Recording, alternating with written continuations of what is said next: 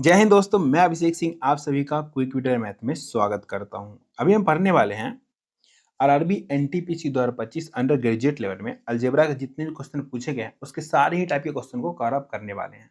तो आइए बिना देरी किए हुए क्वेश्चन नंबर 1 से स्टार्ट करते हैं। क्वेश्चन पढ़िए। क्वेश्चन में हमें दिया है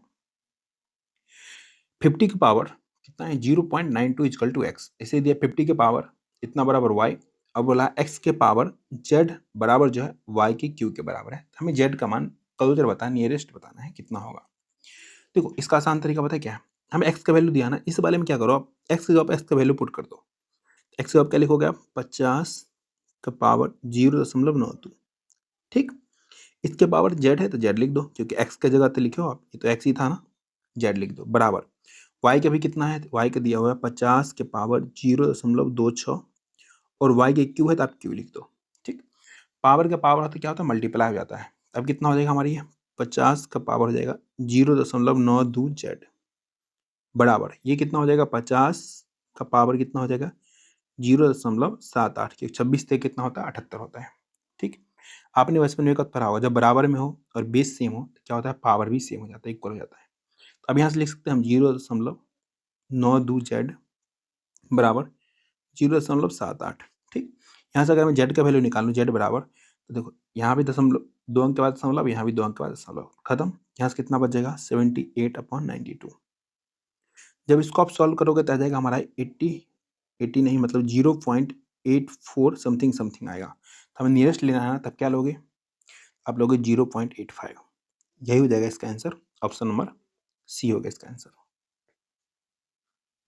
चलिए आते हैं नेक्स्ट क्वेश्चन पे। इसमें भी देखो सेम क्वेश्चन है, इसमें भी दिया है। अब कुछ मत करो, जो बोला एक्स का पावर जेड ना, तो एक्स का वैल्यू यहाँ पुट कर दो। एक्स का वैल्यू कितना है 95, इसका पावर कितना है 0.53।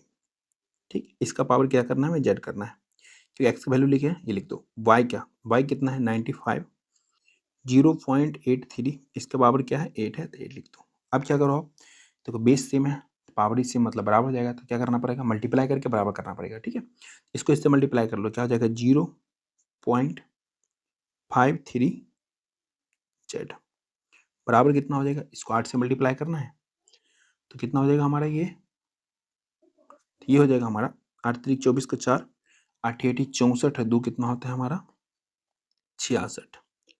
और कितने अंक बाद 2 अंक बाद दशमलव लगा दो, काम खत्म। एक दूसरे का बराबर हो जाएगा फिर से ये, यहाँ से हमारा जेड बराबर आ जाएगा कितना 6.64/0.53।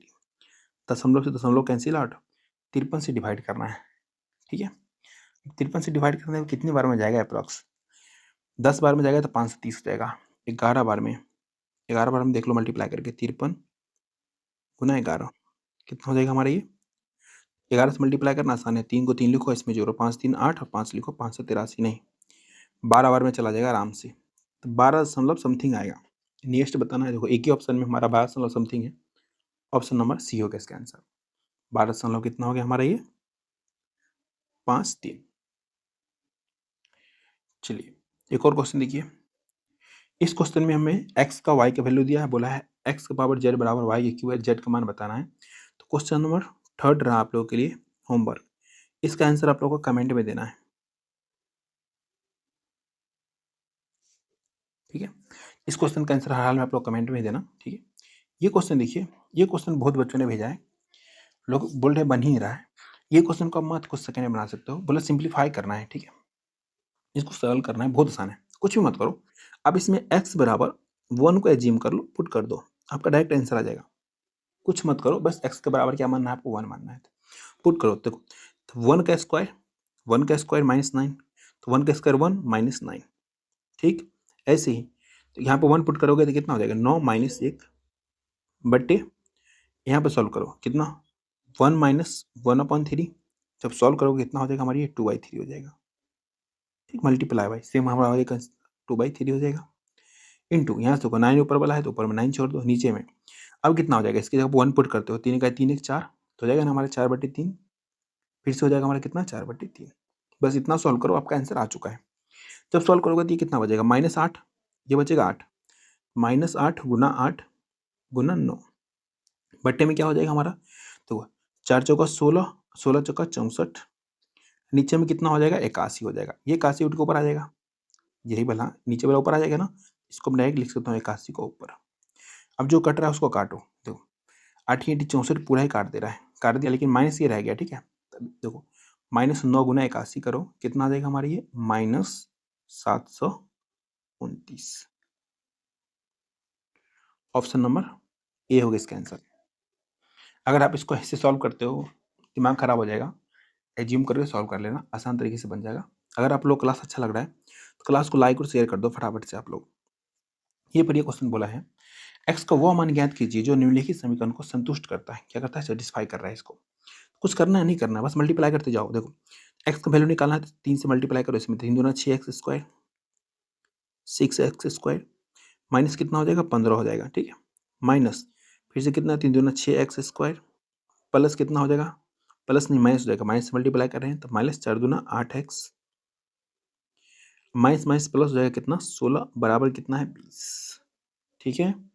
अब यहाँ से देखो plus minus 6x² cancel out हो जाएगा। अब यहाँ से देखो बचेगा क्या -8x बराबर, यहाँ पे देखो -15 प्लस 16 तो मतलब 1 बचेगा, एक इधर प्लस में बचेगा, इधर आकर माइनस में जाएगा तो कितना बचेगा 20 में से 1 चला जाएगा तो माइनस नहीं प्लस में 19 बचेगा, 19।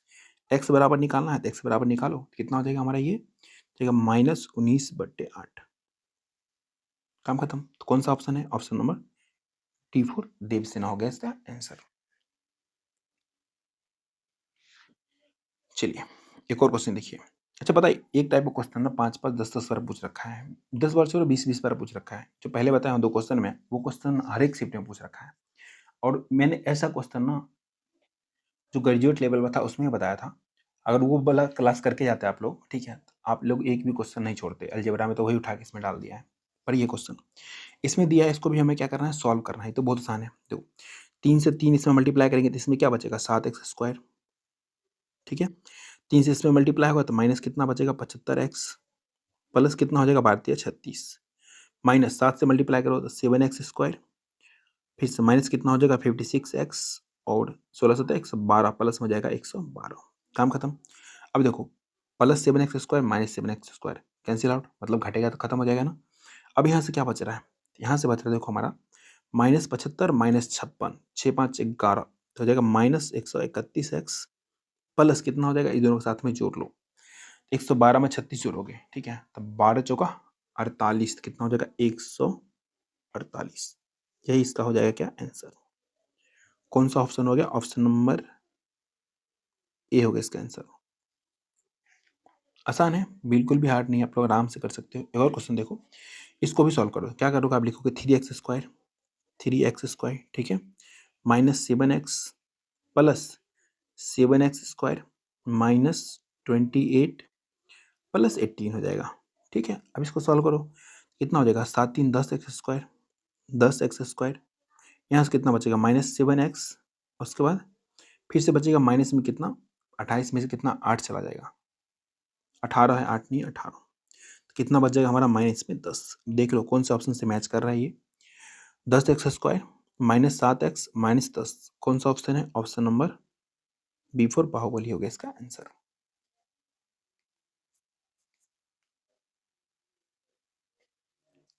ठीक है, एक और क्वेश्चन देखो, इसको भी कुछ करना है, बस सॉल्व करना है। देखो 9x² हो जाएगा, ठीक है, उसके बाद x से मल्टीप्लाई करोगे तो -8x प्लस में कितना हो जाएगा 7 7 49 मतलब 49x² माइनस कितना हो जाएगा 7 21 प्लस 18।